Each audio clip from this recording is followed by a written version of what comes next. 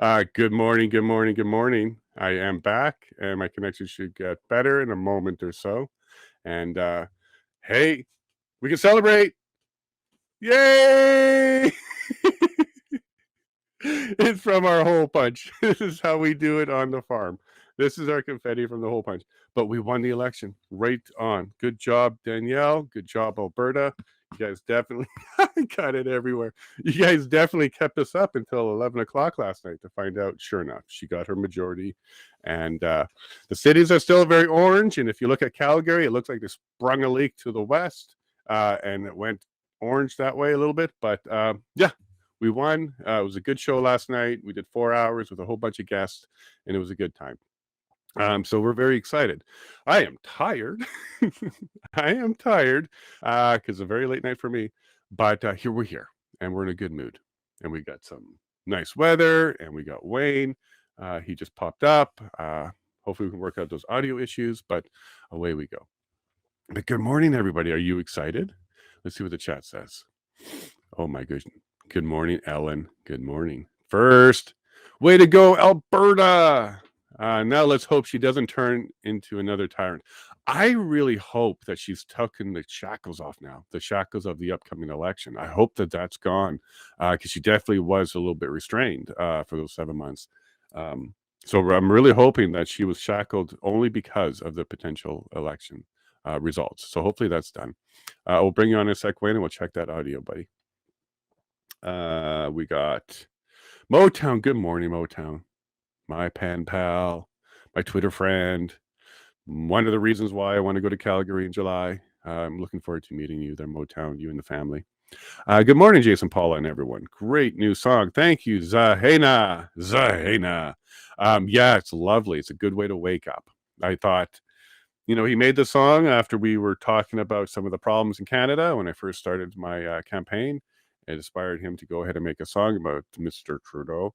And there it is. And I think it's a great way to wake up, kind of reminding us coming out of our sleep. It's time to get back to work, really. So thank you, Zahena. I really, really enjoyed that. Ellen, you loving it? You loving it? Do you like the song? And then what is that? Oh, the celebration. Yay! Yeah, I feel like the Muppets or something because we just threw the confetti in the air and celebrate. But good times, good times. We're in a good mood.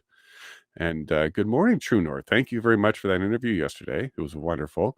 One of my favorite ones because you were right on a road and we had to deal with passing farm equipment, which of course we love. We have that all over the place here. So thank you, True. That was a wonderful interview. And let's definitely catch up about that motion in the next little bit. And we'll see what we can do to help you out on that trespass. And Padge is celebrating too. So thank you so much to Padge, who was with us for pretty much all of the coverage last night. And I missed my kids. All right. I'm used to hanging out with them now. I missed them. So when we got back into the trailer, yeah, I had to spend a little bit of time with the older one. The other younger one was sleeping, but boy, did I miss them. All right, Wayne, let's try and bring you in and see if that audio Chrome does. Okay, lesson learned. So I'll let people know when I'm sending them that link to just stick to Chrome or Chromium. So that means Edge as well.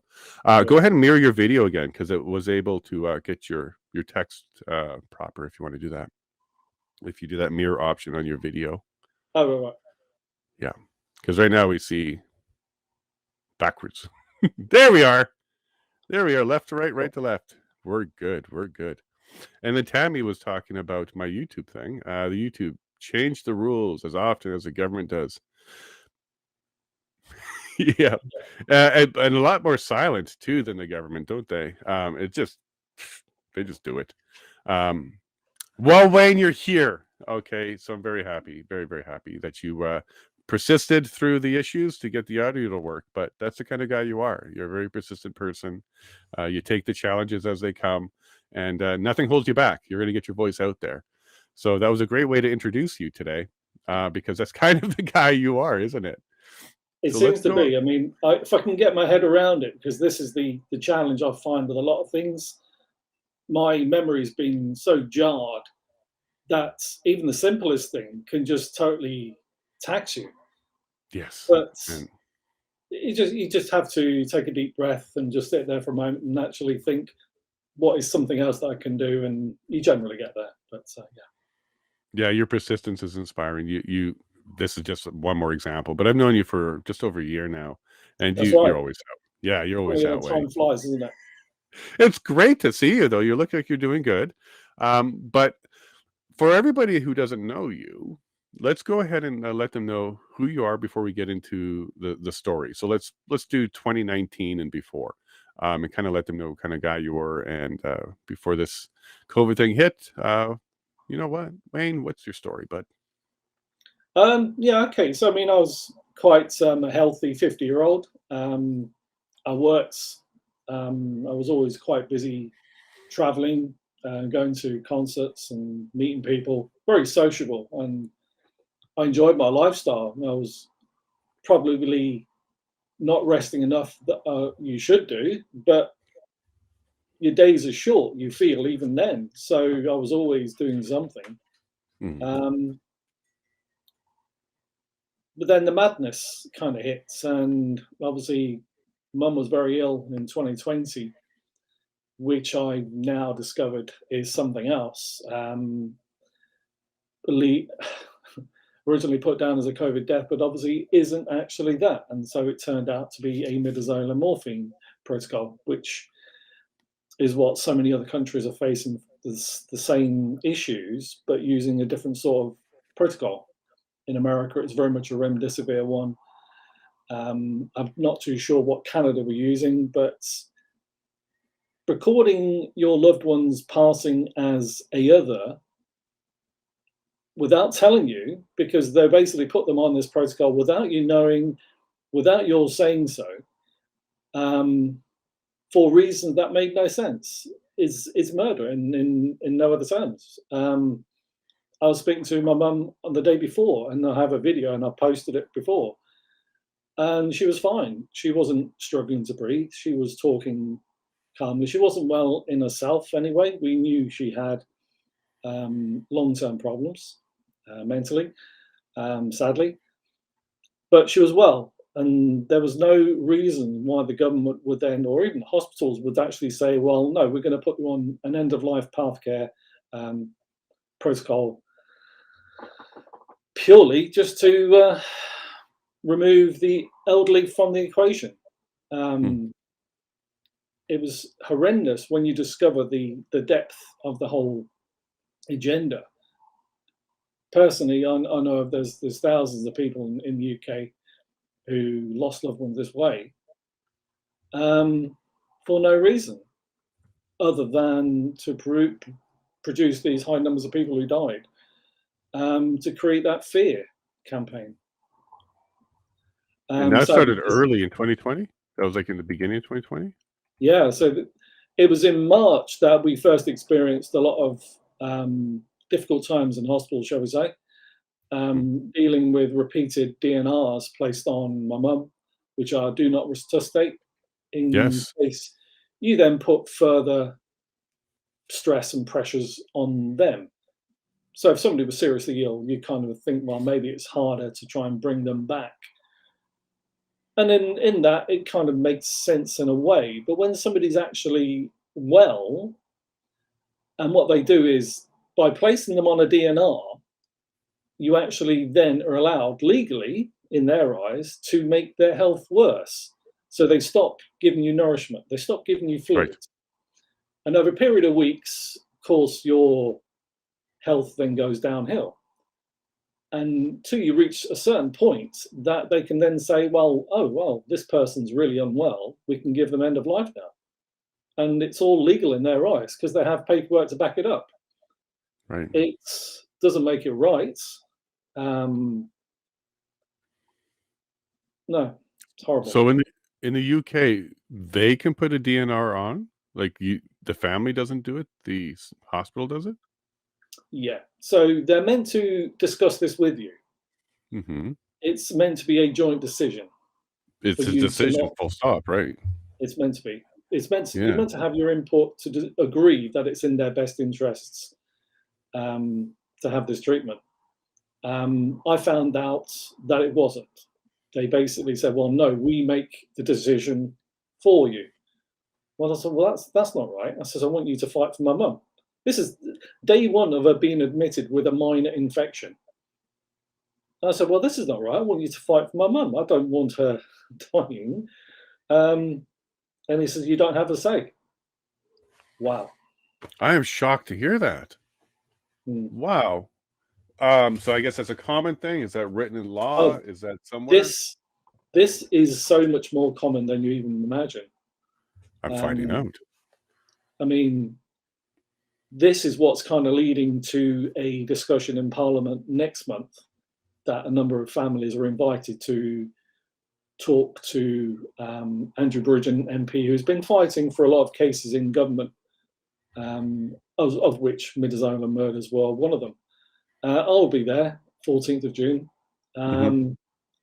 because it's taken a long while to get there, but we feel it's a way of finally addressing what's happened to our loved ones. So many people are unaware of what's actually happened until you actually access your medical records.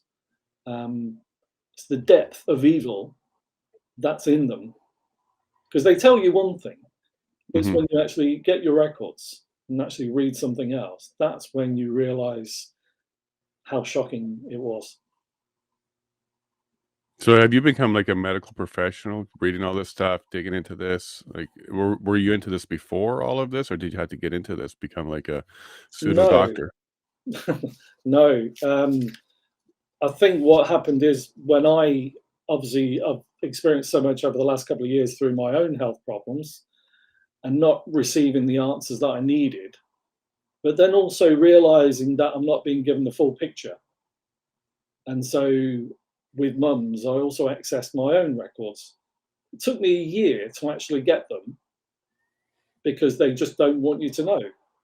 Everything is so damning in them that they try to hide behind legal terms and terminology. And they say to you, you'll have to appoint a solicitor. You'll have to get involved in this and that and the other, but you don't. All you have to do is stand up for what you believe is right and push back, which is what I did. And finally, the things I saw in those records were actually horrific abuses. I mean, this is what I finally realized, how badly they were treating my mother and actually not feeding, not giving fluids, but gave the excuses that, oh, we didn't have staff. Well, as if that makes it okay that my mother didn't eat or drink. Right. Repeatedly on the form saying, oh, we didn't have the staff to do this. That's not an excuse. Like, my goodness. Oh, I'm so frustrated. Is there an age restriction? Like, this DNR is really bugging me that they can put it on anybody. Can they do it to anybody? They can put it on anybody. I've known of certain people in a group I'm in of it happening to much, much younger people, shall we say. Yeah. That you wouldn't even believe that they could do it. I don't know individual cases. I know it exists. But when I was repeatedly back in there at the end of 2021 after my injury, I was looking behind me, making sure I didn't have one on me, because it makes you that fearful once you realize what they're capable of, what they then might do. It's typically those past the age of 60. Once you stop being useful, this is how I term it. Once you stop being useful to your government, you stop paying taxes, you stop paying pensions, and so they can then put these things in place because you're not paying your way anymore. The fact that you've paid 40 years into something should mean that you get a better standard of care from your government, from your hospital, from anyone, really. Well, I would push back and say just being a citizen is your requirement. Yeah. Like, you don't even have to contribute if you're disabled or you couldn't. It's still, I don't think it excludes you either. No, but that's how I kind of looked at it. They've realised that you are no longer a viable part of their society, and so you don't deserve to still be here, in effect.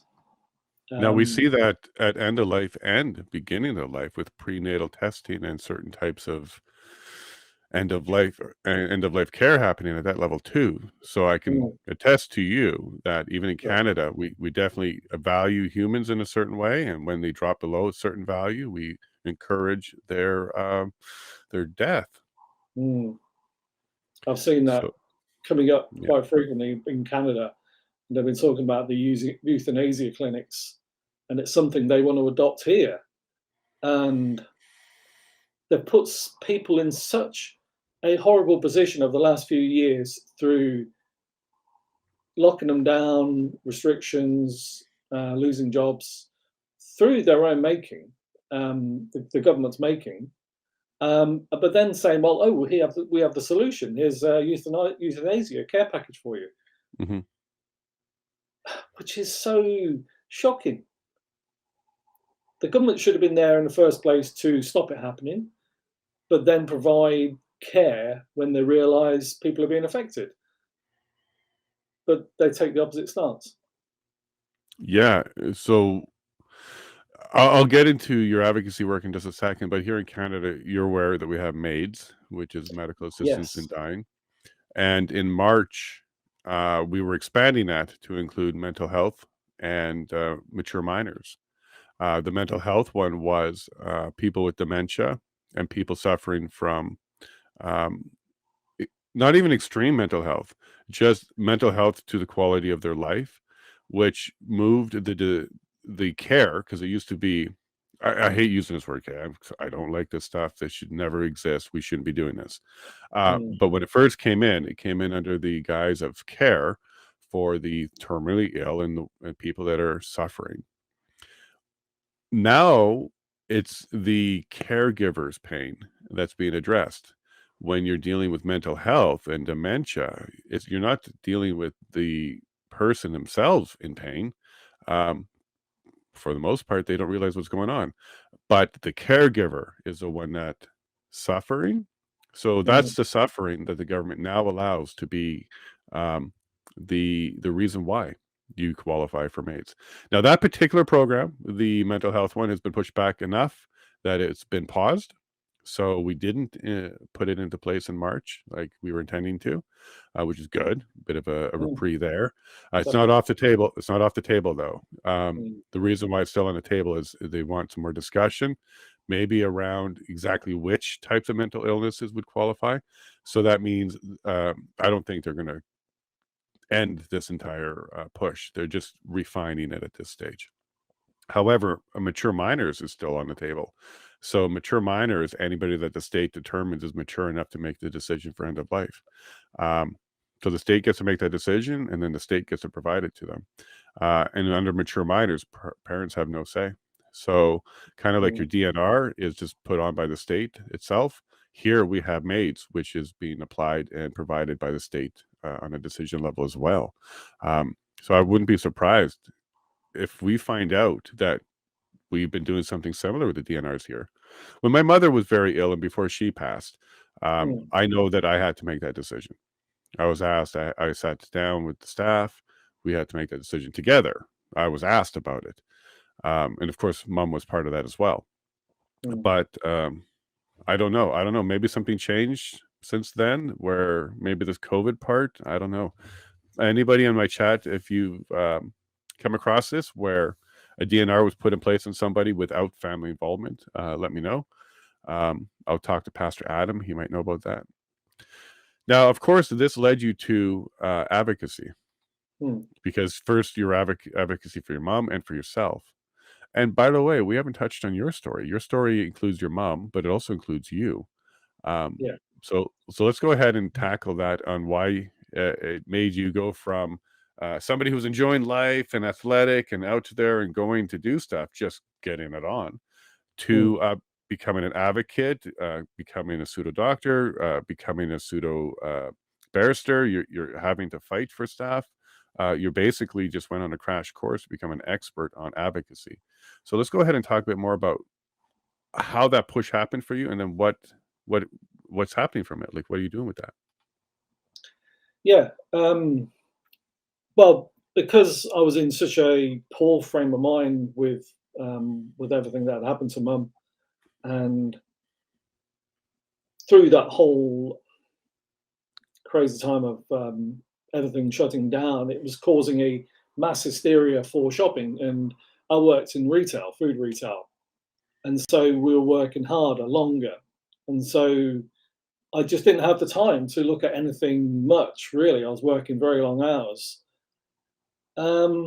I lost my focus with trying to deal with too much. And of course, when they were pushing that fear at you 24/7, when you'd sit down with an evening meal, and of course, you start to believe it because it's coming from the government, it's coming from the media, so you wouldn't doubt anything they say.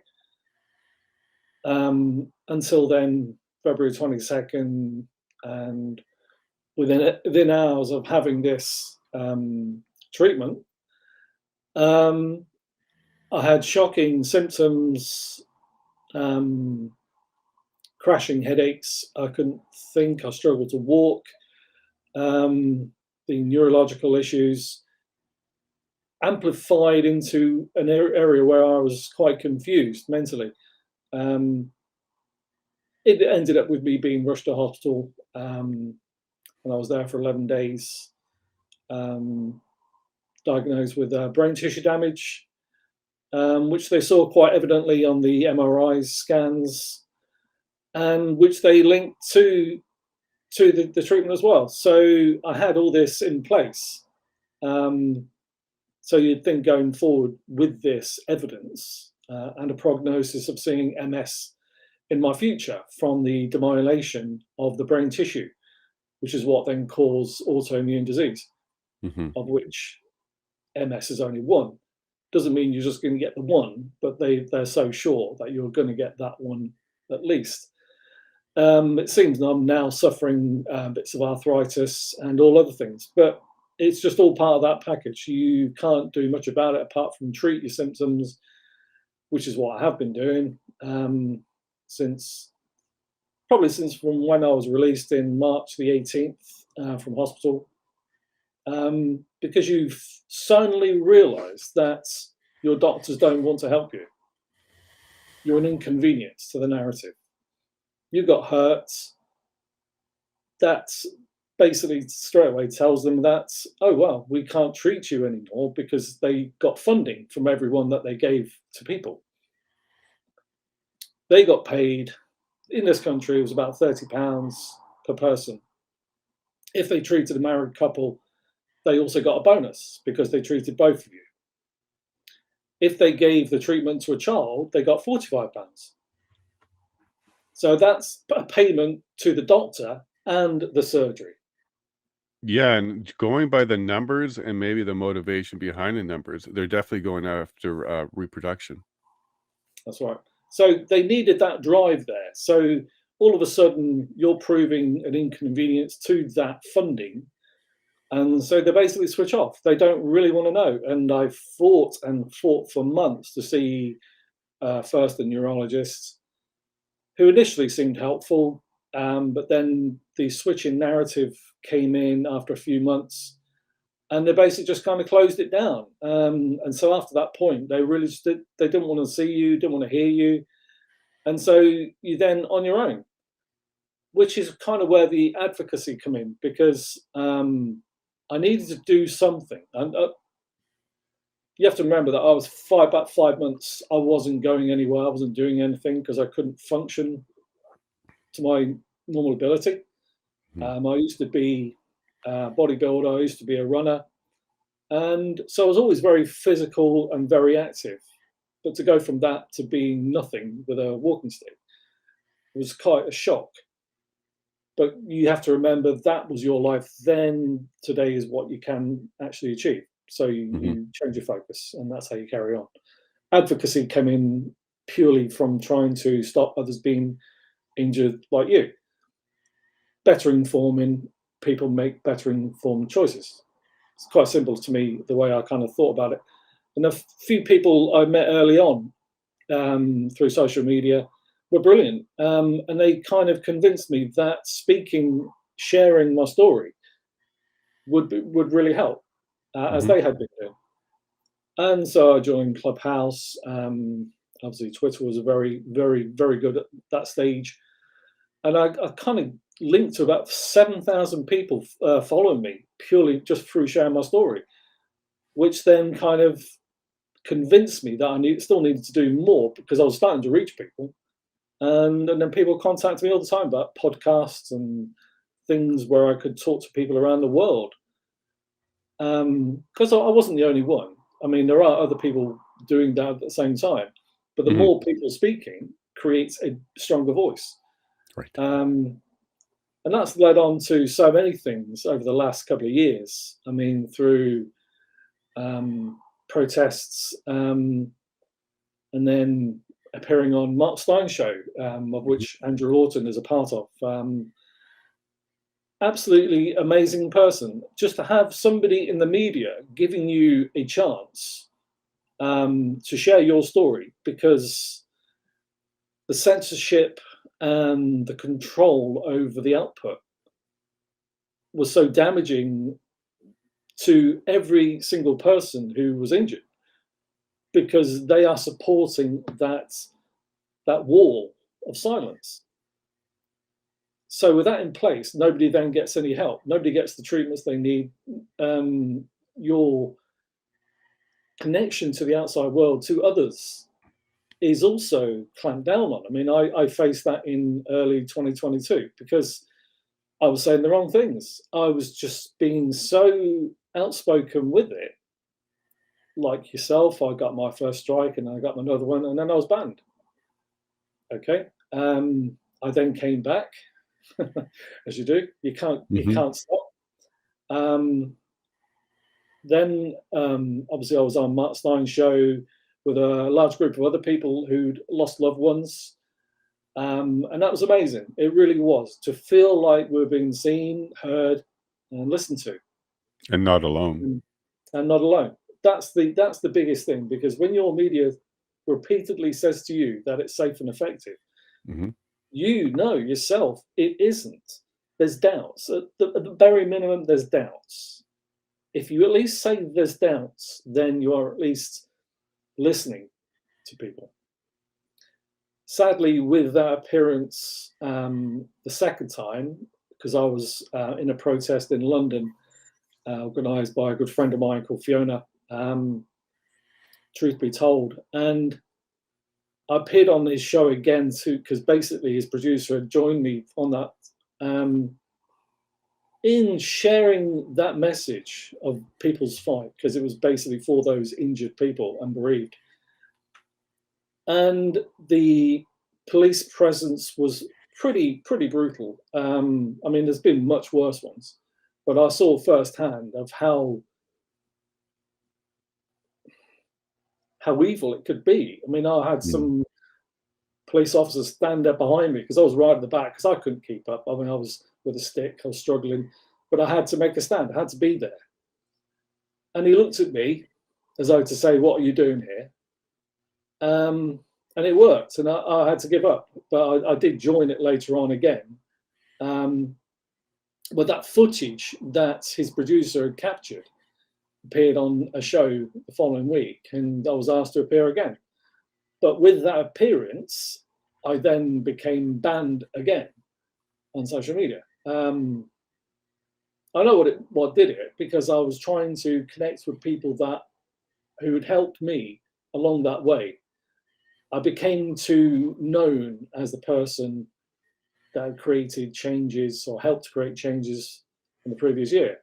And then, of course, somebody in government, somebody somewhere decided, oh, okay, he's trying to dodge this censorship. And I was gone again. That hurt. I didn't stop, but I didn't go back to Twitter, even though people like yourself tried to convince me to. You know, we chatted on YouTube and various other things about this whole drive. What could we do next?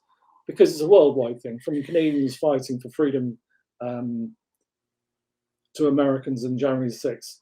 We're all fighting our own battles, but it's a unified cause that we're all fighting for. So the stronger the voice, the bigger impact we make. So Truth Social was a big channel for me, and also Getter.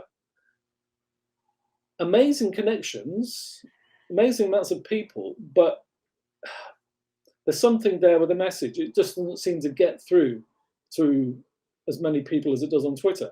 Mm-hmm. You can have an instant reaction, an instant conversation with people you don't know.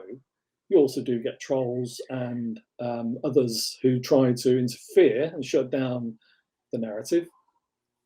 But this is what we do to try and make a difference.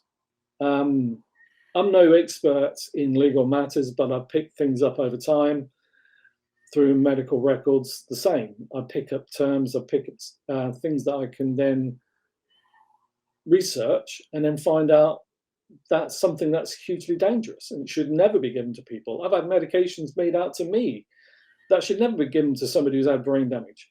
But quite obviously by neurologists, they're deadly.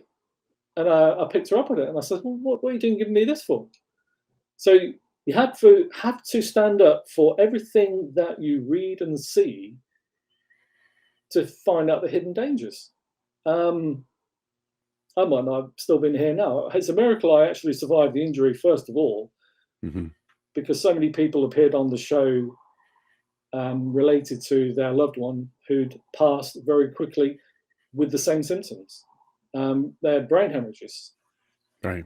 They'd quite simply, the pressure had built up so heavily in the skull that the only way to alleviate the pressure is by removing part of the skull, which is an horrific procedure to undergo to start with. Sadly, in all those cases, all those people, all those loved ones, they sadly didn't make it. And I had survivor's guilt for a very long time because from what I heard, all those symptoms sounded so much the same. Yes. I mean, my blood pressure upon being admitted to hospital was 120 over 203. And they said, well, we were going to tell you to pretend that your symptoms were worse to be seen better, but we don't need to now. I mean, that alone could have been the start of me not being here. But the steroids, the other drugs that they gave me, managed to bring the information under control enough at that time. Yeah, it's quite shocking. And at the time, you voluntarily took your pair of injections, right? It wasn't really coerced. Other than the media lying to you and the government lying to you, you believed in it. You trusted it.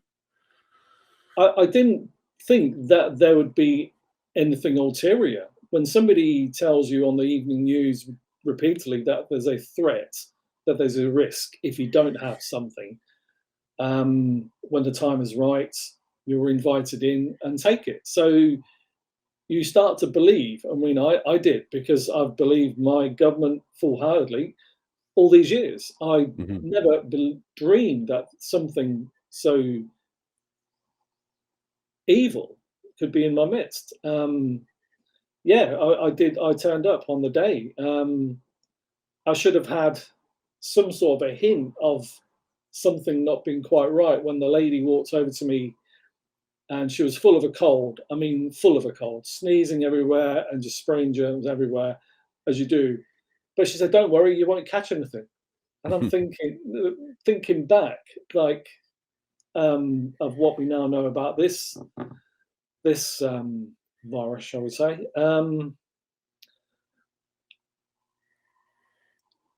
Yeah, you sit there for 5 minutes after you've had it.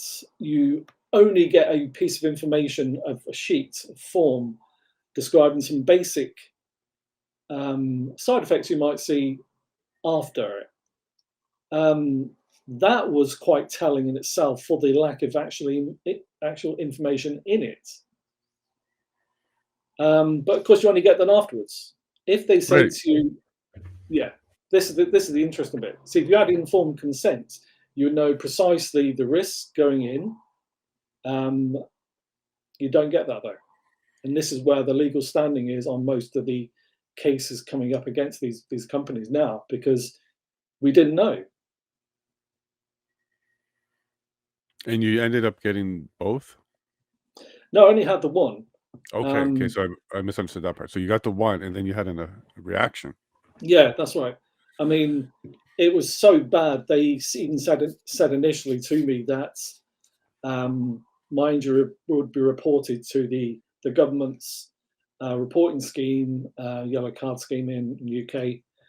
The hospital did the same, but they also both warned me not to have any more because it could kill me through the shocking side effects I had.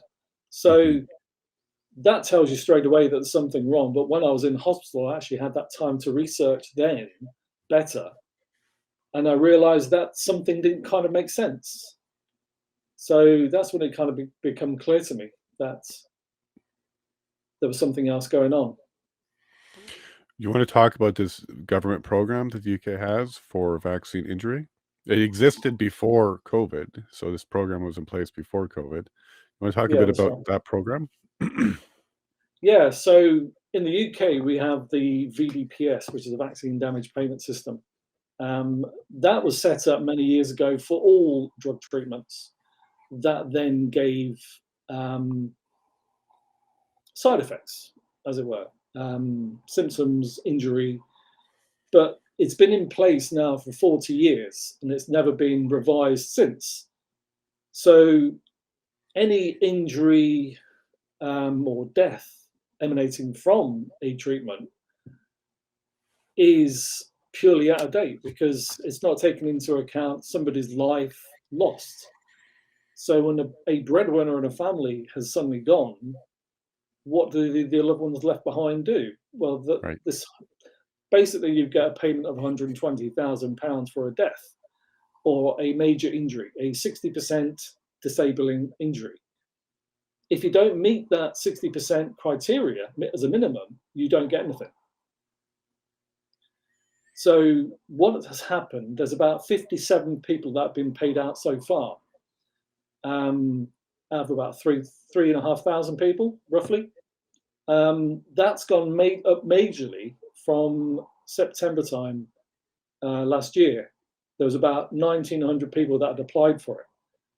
From March this year, in a very short period of time, that has almost doubled in the amount of people applying for VDPS,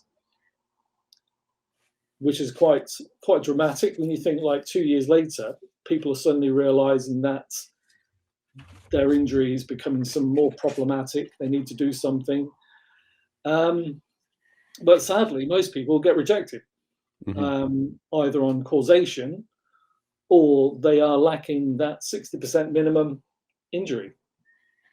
And I got rejected a couple months ago. Oh, you got rejected now. I know you applied. And what was their reason? Your percentage wasn't high enough? No, basically what they've done is they applied for thousands of hospital records, of which I received 360 by post. Okay. So that was quite telling itself for not revealing to me what they had. But quite obviously, they didn't even broach my discharge notes. From when you leave hospital and you have treatment, you're given a form that basically states everything that's been carried out, what they've given you as a diagnosis, a prognosis. All that information is there and quite relevant. It's quite good. It's quite in depth. So I had 12 pages for that stay. Even on the very first page, it tells there's a direct link to the treatment. Okay. The prognosis, the injury I suffered, it's all quite clear, even on the first page. What these independent assessors have done is actually ignore anything that's telling. What they've then done is made their own assessments on your past history. And so I just got rejected as having no link whatsoever, although it's quite clear, it's quite obvious. Yeah, we got a comment on Twitter for you. It seems like maintaining a superb athletic attitude prepared Wayne well for his battle and surely inspires all of us to tackle our own particular crises of faith. Bravo. Thank you, Peter, for that one. Thank you. And I think he's right. You may have, because of your lifestyle before all of this, that may have also saved you.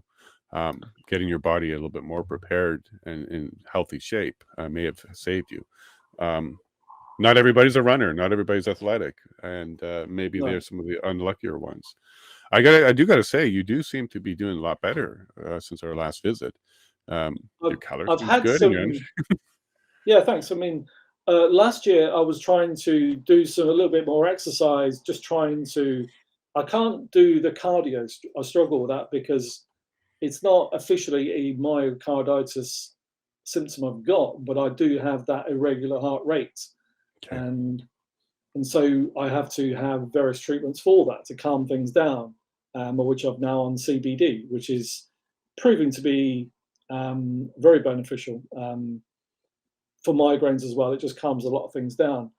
Mhm. I had to stop doing any form of exercise, even walking really distances, because it was just draining me too much. It just because your heart rate's going so much more quicker, you get more tired, and it takes days to recover. So I went to do some more sort of a physical sort of activity. It's not really hugely draining as such. It's between 20 30 minutes, but it's some sort of activity. It's something that you can then connect with your old life and build your strength back, because this is one thing I've noticed over a period of time is that I've just been getting so weak. So I've always been a very strong person, and I've always had a very big physique, and this is why I do look quite well. I spend a lot of time outside in this time of year because it's just Mhm. so nice. The vitamin D is very good for you, regardless of what some of the financially funded pharma doctors will tell you. It's very good for you in those sort of doses. Those you just take it sensibly. But yeah, I mean, I do struggle still. I mean, the migraines, the neurological issues are a huge drain. But I've probably after we finished with the COVID inquiry last year, I started getting into articles Mhm. um, detailing the things that I go, the events I go to, whether it be the EPPG, which was the Injured and Bereaved Government-Led Response Inquiry, and then there was another one, and actually writing my thoughts, my feelings of as to how it went, and a lot of people seem to like that, but it's more about trying to help my recovery by forcing the neural pathways around the injury. You can help your brain to recover in a fashion, which is what my goal is. So that's what I've been continuing to do. So that then helps your mental positivity, I suppose. So it's not all doom and gloom. There's some light, bright sparks to a day. It's like composing music as well. It's a benefit, it's a bonus. You can't do it all the time because it's a drain on your body, but at least there's some sort of light there at the end of the tunnel, and it then does have a knock-on effect to everything else that you do. So yeah, I think it's definitely a plus. Yeah, it looks like you are handling and you're finding ways to keep yourself as healthy as you can be and as active as you can be. I do feel that your energy is nice and high today compared to last time. So Thank you. that's I'm happy about that. But what has your prognosis been for the last year? Has the things deteriorated? Has it stopped? It's not going to reverse, right? There's not something that can reverse. Yeah, yeah, that is the main problem with so many people, because you have a degenerative effect, whether it's myocarditis that then progressively gets worse. Um, the neurological issues will always be there, as what I've gathered over the last 2-ish years. The injury itself has got worse because the medications I take for high blood